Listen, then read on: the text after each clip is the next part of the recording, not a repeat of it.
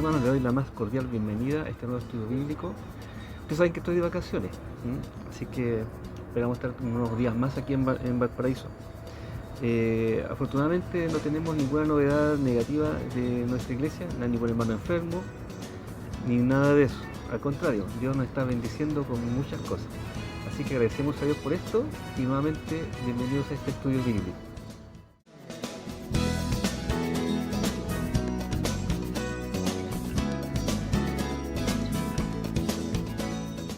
Vamos a hacer un breve repaso de la lección anterior y se trataba de una nueva unidad, la unidad número 3, que es la iglesia, sus oficiales y sus ordenanzas. Vamos a ver dos oficiales de la iglesia y al menos dos ordenanzas que tiene la iglesia. El primer oficial de la iglesia es el pastor y su ministerio, que era la clase anterior. Veamos las características que debe tener el pastor, y lo que Jesús nos indicaba nos parecía algo así como los 10 mandamientos que debe tener el pastor. Ser una persona intachable, ¿no es cierto?, en otras palabras. Además, vimos también cuál era la motivación verdadera del pastor, ¿ya? Y la motivación verdadera del pastor veíamos que era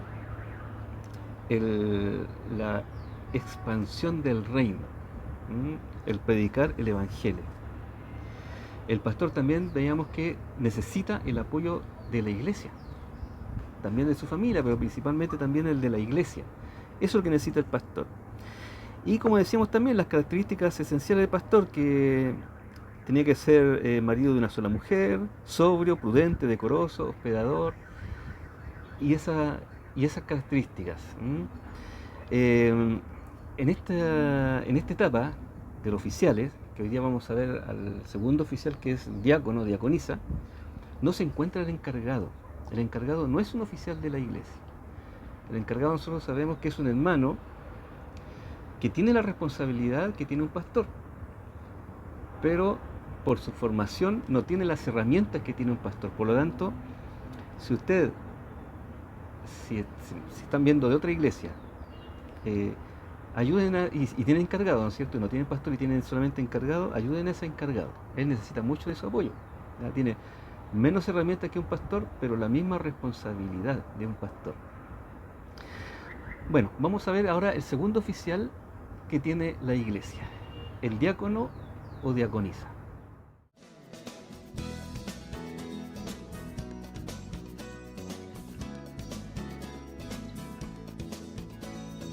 Unidad número 3, la iglesia, sus oficiales y ordenanzas, el diácono y el diaconado. Vamos a partir por la verdad central que tiene este estudio. Dice así: verdad central, el diácono tiene ante sí la oportunidad de ministrar al pueblo de Dios por medio de servir las mesas en cualquier situación que ésta se presente. Ese dice que es la verdad central de este estudio. ¿Qué dice acá el comentarista? Dice, habían dos oficiales en la iglesia primitiva: el pastor, ¿no es cierto?, obispo o anciano, que lo vimos la semana pasada, que serían sinónimos en cuanto a la responsabilidad, y el diácono, ¿no es cierto?, el pastor y el diácono. En el estudio anterior pensamos en el pastor. Hoy enfocaremos la obra y la naturaleza del diácono. La palabra diácono en griego era común y quiere decir siervo o ministro. ¿Qué significa que en griego era común? Que en el lenguaje común de las personas, sin ser cristianos, ¿no es cierto?, hablaban de diácono cuando estaban hablando de una persona que servía. Por ejemplo, un servidor público era un diácono. Alguien que servía, diácono. Era algo como un lenguaje habitual de la gente que vivía en ese tiempo. Ahora ya no es un lenguaje habitual, sino que ya pasó a ser una palabra relacionada con el cristianismo. En otras partes del Nuevo Testamento aparece como ministro, véase 2 Corintios 6, 4. Esta palabra tan expresiva llegó a ser el nombre de un oficial de la iglesia primitiva. ¿Se fijan? Con el tiempo pasó a ser parte del lenguaje cristiano. La palabra diácono aparece en Filipenses 1:1, donde Pablo manda saludos a los obispos y diáconos. En 1 Timoteo 3 del 8 al 13 tenemos los requisitos del diácono, aunque la palabra diácono no aparece en Hechos 6 del 1 al 7, donde fueron elegidos por primera vez en la iglesia. Este pasaje ha sido asociado con el origen de los primeros diáconos. La función de servir a mesas concuerda con la idea principal del diaconado, o sea, siervo. Punto número 1. Selección de los diáconos. Hechos 6 del 1 al 7. En aquellos días, como creciera el número de los discípulos, hubo murmuración de los griegos contra los hebreos, de que las viudas de aquellos eran desatendidas en la distribución diaria. Entonces los 12 convocaron a la multitud de los discípulos y dijeron: no es justo que nosotros dejemos la palabra de Dios para servir a las mesas. Buscad pues, hermanos, de entre vosotros a 7 varones de buen testimonio, llenos del Espíritu Santo y de sabiduría, a quienes encarguemos de este trabajo. Y nosotros persistiremos en la oración y en el ministerio de la palabra. Agradó la propuesta a toda la multitud, y eligieron a Esteban, varón lleno de fe y del Espíritu Santo, a Felipe, a Prócoro, a Nicanor, a Timón, a Parmenas y a Nicolás, prosélito de Antioquía, a los cuales presentaron ante los apóstoles, quienes orando les impusieron las manos. Y crecía la palabra del Señor, y el número de los discípulos se multiplicaba grandemente en Jerusalén. También muchos de los sacerdotes obedecían a la fe. Dice así la lectura. Versículo 1. En aquellos días, como creciera el número de los discípulos, hubo murmuración de los griegos contra los hebreos de que las viudas de aquellos eran desatendidas en la distribución diaria. Acá hay un tema. Hay un tema porque ¿de qué estaban preocupados los discípulos en ese tiempo? ¿Cuál era su preocupación? ¿Qué nos dice este pasaje de cuál era la preocupación de la iglesia primitiva en ese tiempo? ¿Saben de qué estaban preocupados los discípulos?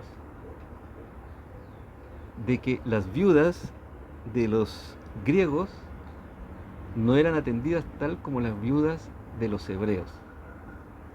¿Qué le parece esto si usted relaciona a la madurez cristiana con este tipo de problemas? ¿Cómo estaría la madurez cristiana de estos primeros cristianos que estaban preocupados de la distribución diaria de los alimentos?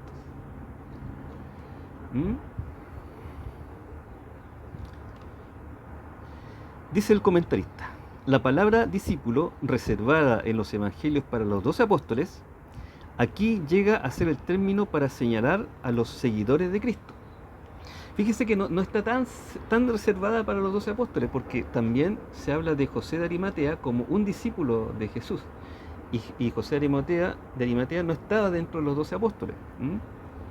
Por lo tanto, no estaba tan reservada esa palabra para los seguidores, para este caso para los apóstoles. ¿Qué más dice acá?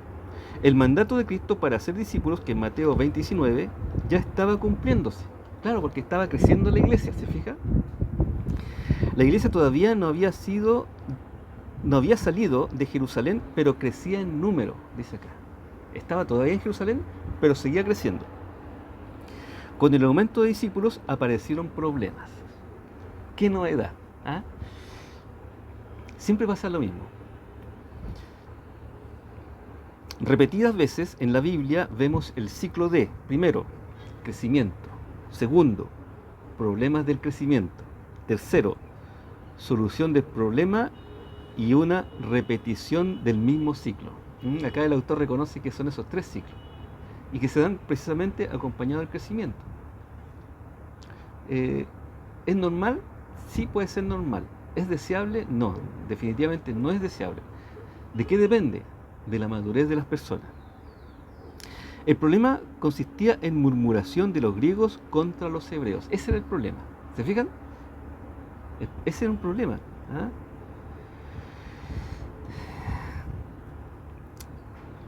¿Por qué pasaba esto? En realidad la iglesia estaba desenfocada. El mandato era hacer discípulos, no repartir, ¿no es cierto?, alimento. Repartir alimento era una cosa extra. Pero no era el mandato. Jesús no dijo, vayan y repartan alimentos de la mejor forma posible. No, dijo, vayan y hagan discípulos. Estaba un poquito desenfocada la iglesia en ese tiempo.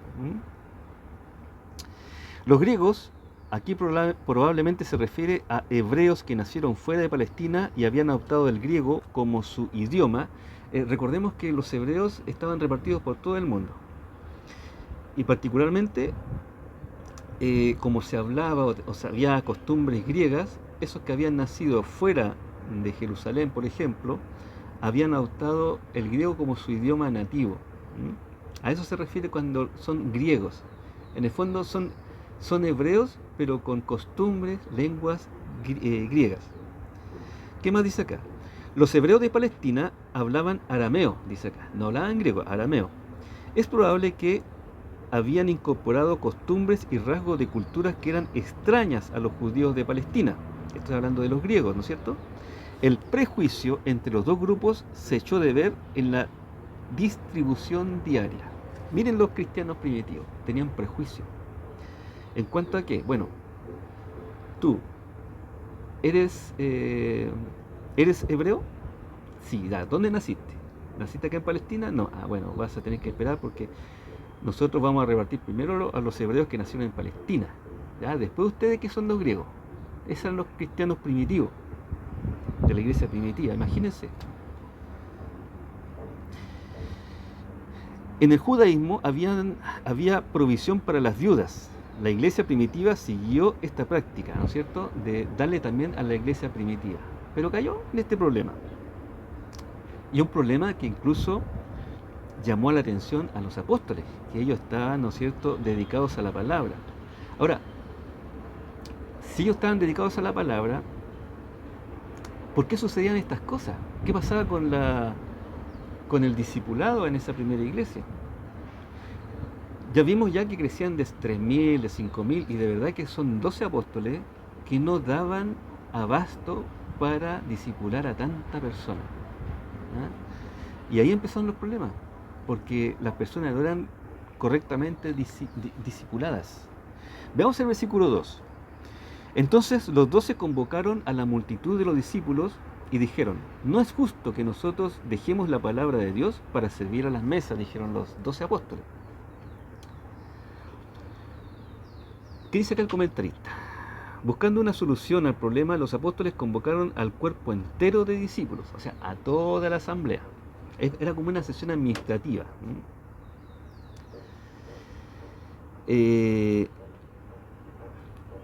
Noten que consultaron con la asamblea, pero sugirieron una solución, dice acá el comentarista. Los apóstoles a la vez mostraron liderazgo, pero no pasaron encima de la voluntad de la multitud. Esto es relativo, no pasar por encima de la voluntad de la multitud, porque muchas veces la multitud se equivoca. Me viene a la mente 2 ejemplos donde la multitud se equivocó. Primero, con Moisés. Estaban a punto de entrar a la tierra prometida, llegaron los 12 espías con las noticias de cómo era la tierra, ¿no es cierto? Llegaron con frutos, con un montón de cosas y entregaron su informe. 10 de esos espías dijeron, no podemos entrar porque hay gente gigante, ¿no es cierto? Nosotros parecemos langostas con ellos, nos van a destruir. Y 2, Josué y Caleb, dijeron, sí, estamos con Dios, Él nos respalda, entrémonos. Moisés consultó a la multitud y la multitud, ¿qué dijo? No entremos, regresemos. Esa es la multitud. Esa fue la decisión que hizo la multitud. ¿Qué pasó con esa? ¿Qué consecuencias tuvo con esa decisión que tomó la multitud? No entró ninguno de ellos a la tierra prometida. Solamente entró Josué y Caleb. Y Moisés, fíjense que no aparecen en la Biblia que él haya votado en contra de entrar, o sea, que haya votado a favor de regresar. Él guardó silencio. Pero fíjense que ese silencio, como líder, Dios tampoco lo pasó por alto. A lo mejor él se defendió, bueno, Señor, si la multitud dijo que no entráramos, yo solamente hice caso a la multitud, ellos decidieron, no yo. No, también es responsable el líder de las decisiones que toma la multitud. Y Moisés tampoco entró a la tierra prometida, solamente la miró desde lejos. Me viene a la mente otra situación donde la multitud se equivocó rotundamente. Fue cuando Pilato le dijo, ¿a quién libero? ¿A Jesús, el rey de los judíos, o a Barrabás? ¿Qué dijo la multitud?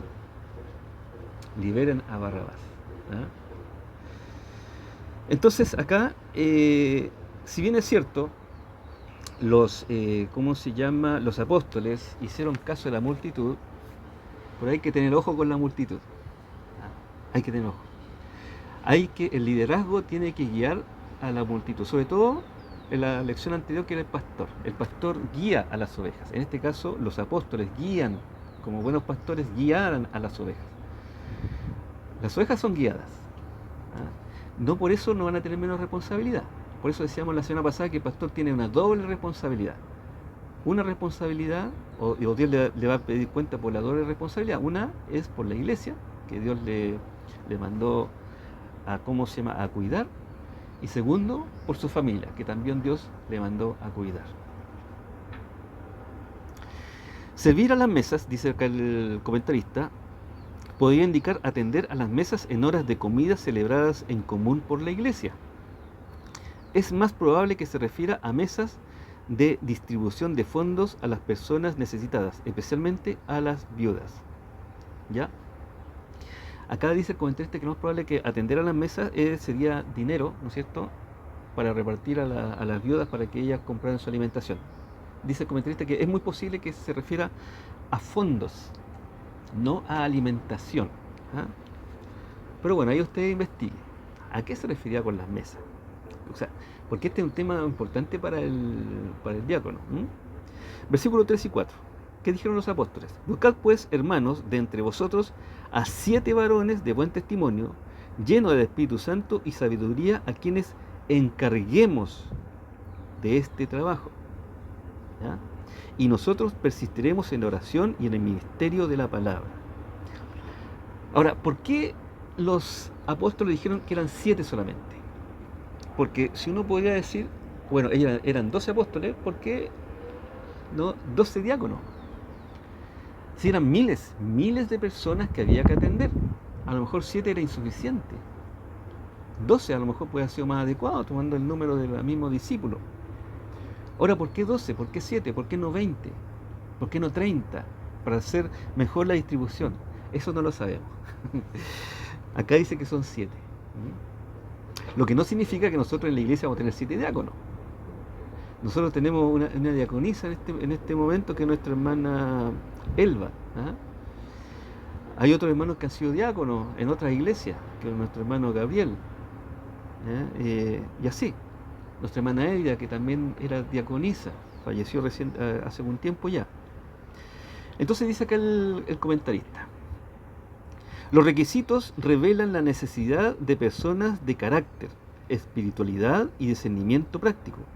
Puesto que tenían un ministerio público, era indispensable un buen comportamiento. ¿Qué dijeron los apóstoles? Dice que debían ser llenos del Espíritu Santo, estas personas. Cuando la persona del Espíritu Santo llena a individuos o grupos, su presencia es evidente en la vida moral y espiritual. Es un requisito ser lleno del Espíritu Santo. ¿Qué pasa cuando una persona es llena del Espíritu Santo? A ver si podemos contestar esa pregunta. Cuando una persona, esta persona está llena del Espíritu Santo, ¿es porque está hablando en lengua? ¿Es porque está haciendo milagro? Cuando una persona está llena del Espíritu Santo, ¿no es cierto?, habla de Dios. Sí, fíjense cuando fue apedreado Esteban, dijo, y Esteban, lleno del Espíritu Santo, les habló diciendo. Y cuando habla de los discípulos, y Pedro, lleno del Espíritu Santo, les habló diciendo. Cuando la persona está llena del Espíritu Santo, habla acerca de Dios. Más que mostrar alguna cosa así extraordinaria, ¿no es cierto?, como milagro, no. La persona normalmente habla acerca de Dios. El comentarista dice así: el diácono debe ser conocido no solamente por una buena reputación, sino por su consagración total a Cristo. Y esto es para todos, no solamente para los diáconos, sino para todos los cristianos. La sabiduría práctica era esencial para tomar decisiones en la distribución, dice acá.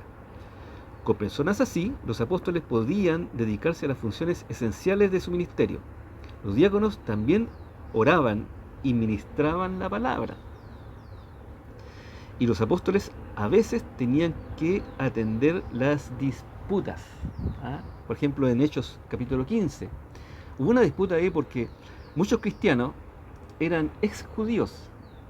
Y los judíos dijeron, no, es necesario que a los nuevos cristianos también hay que circuncidarlo y también tienen que obedecer la ley. Entonces ahí se metieron, ¿no es cierto?, los discípulos diciendo que la ley ya no corría, tampoco podían ser circuncidados.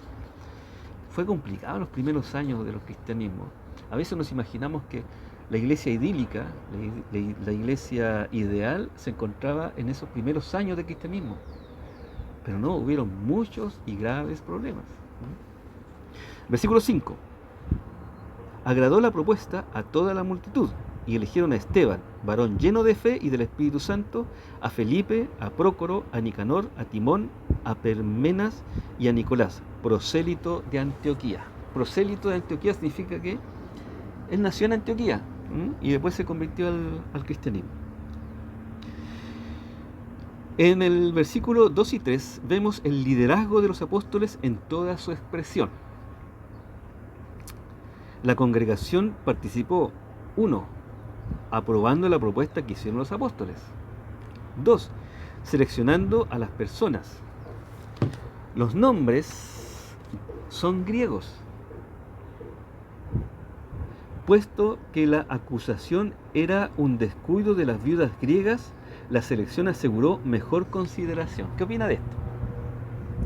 Que hayan sido puros griegos los que hayan sido elegidos como diácono debido a que eran los griegos que se quejaban que las viudas griegas no eran atendidas.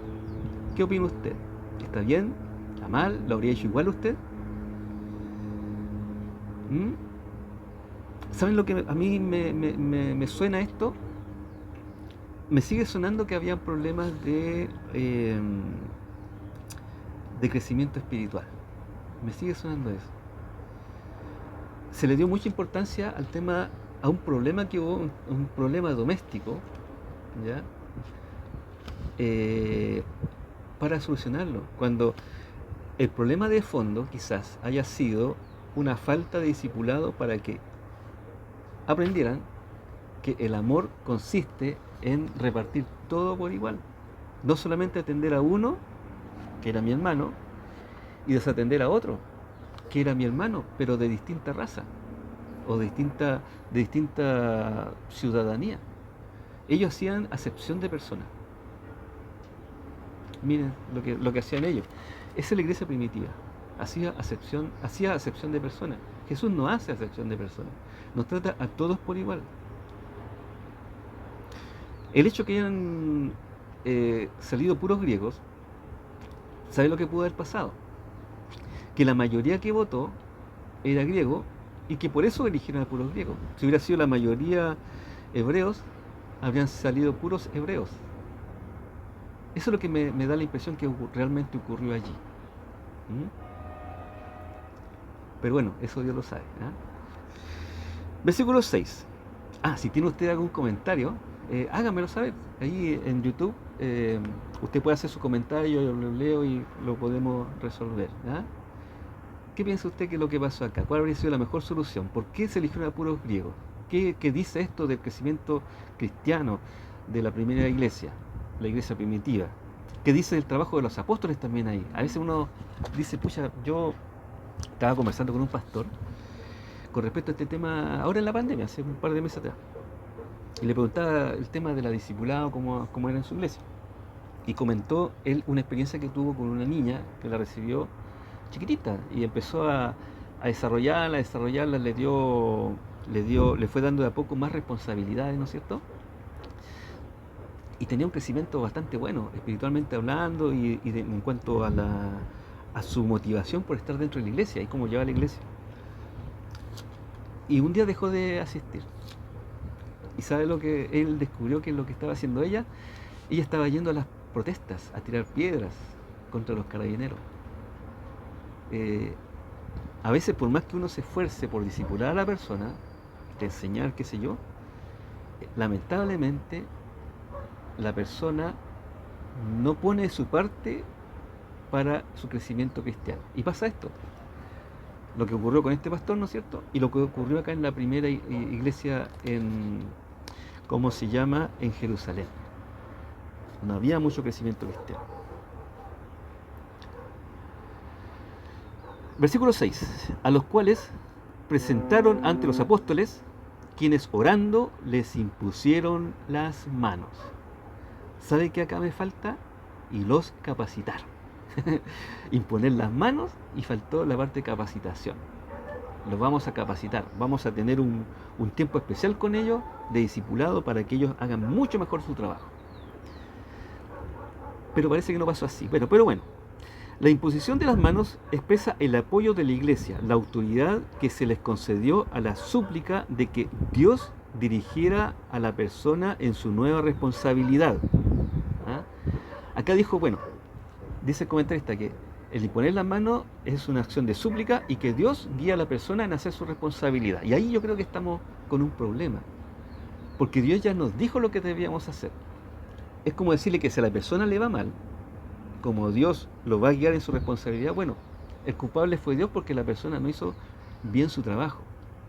No es cosa echarle la culpa a Dios. Nosotros tenemos que hacer un trabajo incluso en esa persona que va a hacer ese trabajo final.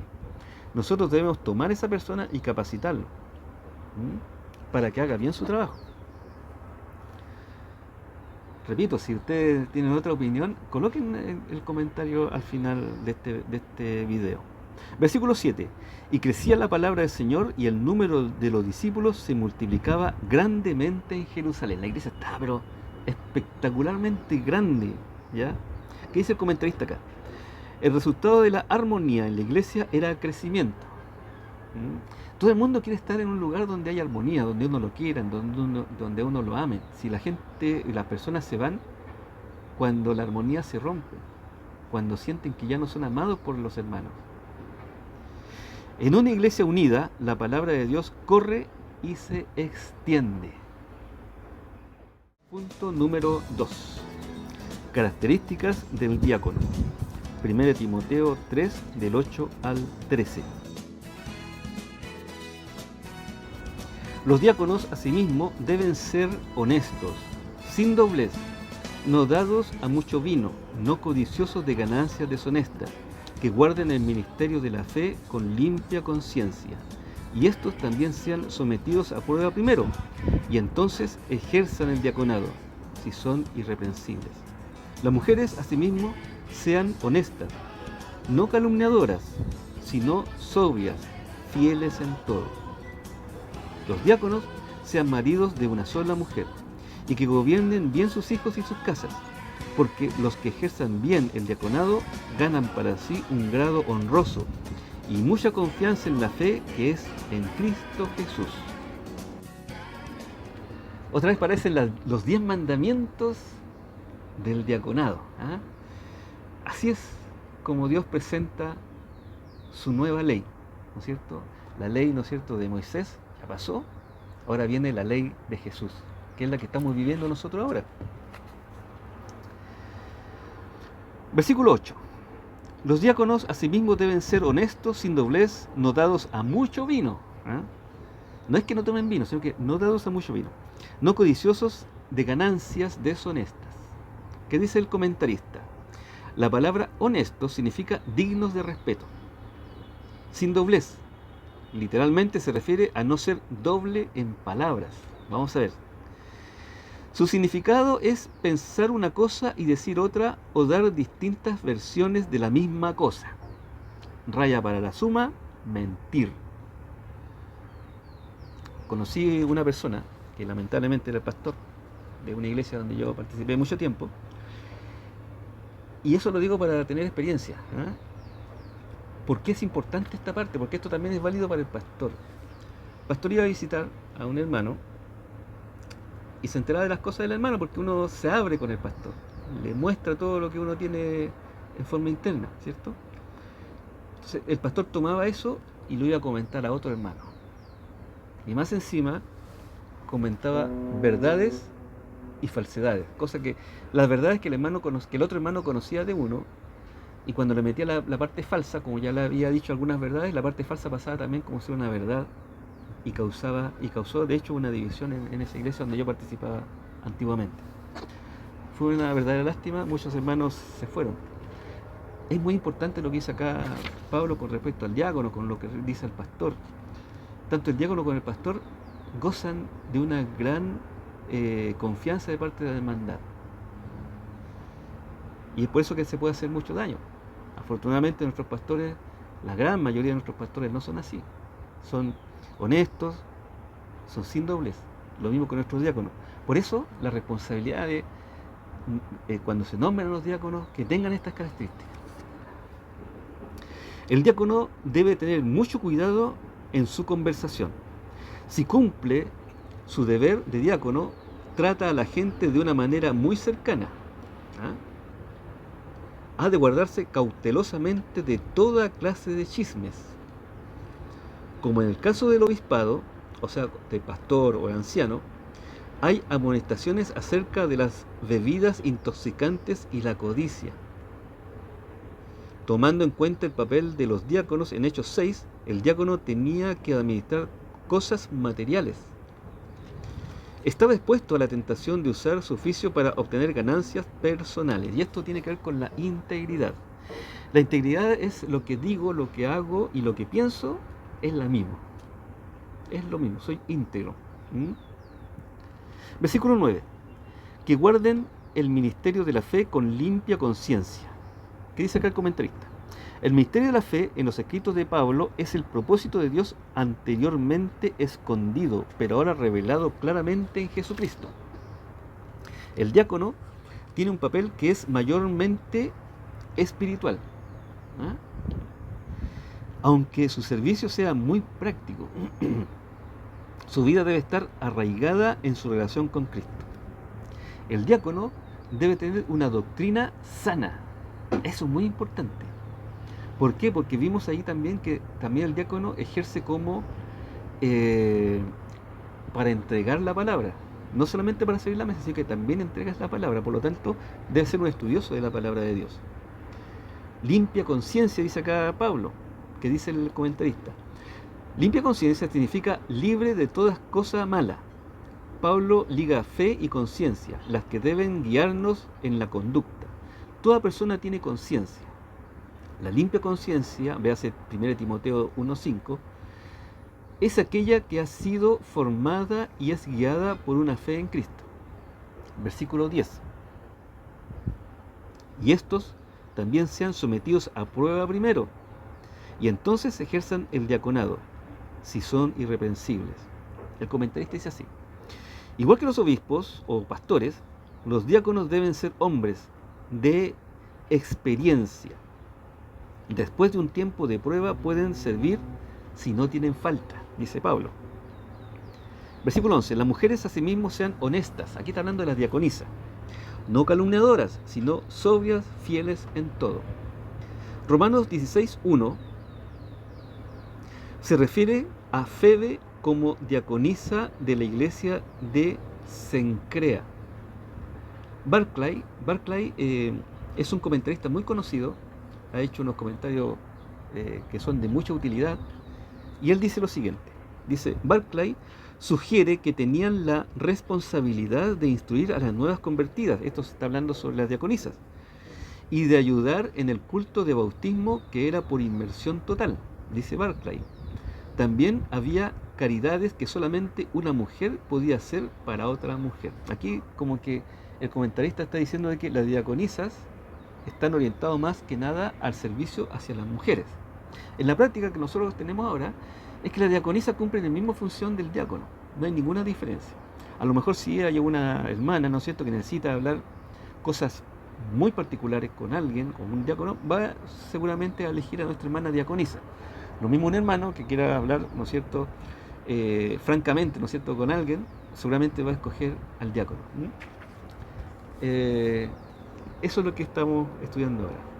Las mujeres deben ser honestas, dice acá Pablo, o respetuosas, dice también el comentarista. Quiere decir dignas de respeto.